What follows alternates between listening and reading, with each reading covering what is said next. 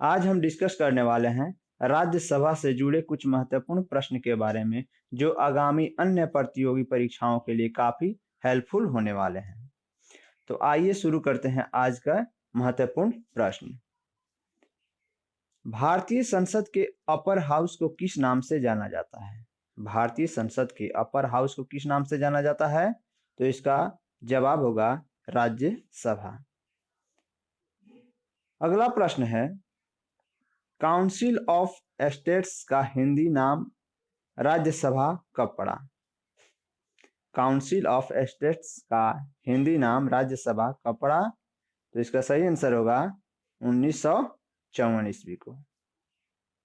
अगला प्रश्न है, राज्यसभा की कुल संख्या कितनी है? राज्यसभा की कुल संख्या कितनी है? 250। अगला प्रश्न है, राज्यसभा में निर्वाचित सदस्यों की अधिकतम संख्या कितनी है? राज्यसभा में निर्वाचित सदस्यों की अधिकतम संख्या कितनी है? तो इसका आंसर होगा 245। अगला प्रश्न है, राज्यसभा का सदस्य बनने के लिए न्यूनतम आयु कितनी होनी चाहिए? न्यूनतम आयु कितनी होनी चाहिए? तो 30 वर्ष। अगला प्रश्न है, राज्यसभा एक कैसा सदन है? राज्यसभा एक कैसा सदन है? तो अस्थायी सदन है। अगला प्रश्न है, राज्यसभा को अस्थायी सदन कहते हैं क्योंकि? इसका सही जवाब होगा इसे विघटित नहीं किया जा सकता है। अगला प्रश्न है, राज्यसभा एक अस्थायी सदन होने के कारण इसका सही जवाब होगा 1/3 सदस्य प्रति 2 वर्ष पर सेवानिवृत्त होते हैं। अगला प्रश्न है, राज्यसभा के द्विवार्षिक चुनावों की अधिसूचना कौन जारी करता है? राज्यसभा के द्विवार्षिक चुनावों की अधिसूचना कौन जारी करता है? तो इसका सही जवाब होगा निर्वाचन आयोग।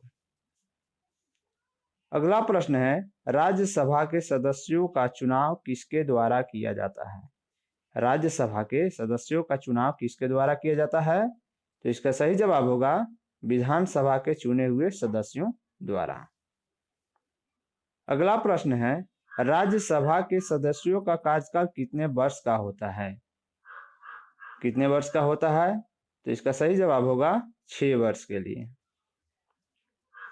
अगला प्रश्न है, राज्यसभा का कार्यकाल जो मूल संविधान के अंतर्गत 5 वर्ष था 42वें संशोधन द्वारा बढ़ाकर कितना कर दिया गया है? तो इसका सही जवाब होगा 6 वर्ष। अगला प्रश्न है, राज्यसभा में राज्यों का प्रतिनिधित्व किस बात पर निर्भर करता है? किस बात पर निर्भर करता है? तो इसका सही जवाब होगा राज्य की जनसंख्या पर। अगला प्रश्न है, भारत के संविधान की कौन सी अनुसूची राज्यसभा में सीटों के बंटवारे का निर्धारण करती है? सीटों का बंटवारे का निर्धारण कौन करती है? तो चौथी अनुसूची। अगला प्रश्न है, किस सदन में अध्यक्ष उस सदन का सदस्य नहीं होता है? किस सदन में अध्यक्ष उस सदन का सदस्य नहीं होता है? तो राज्यसभा। अगला प्रश्न है, राज्यसभा का सभापति कौन होता है? राज्यसभा का सभापति कौन होता है?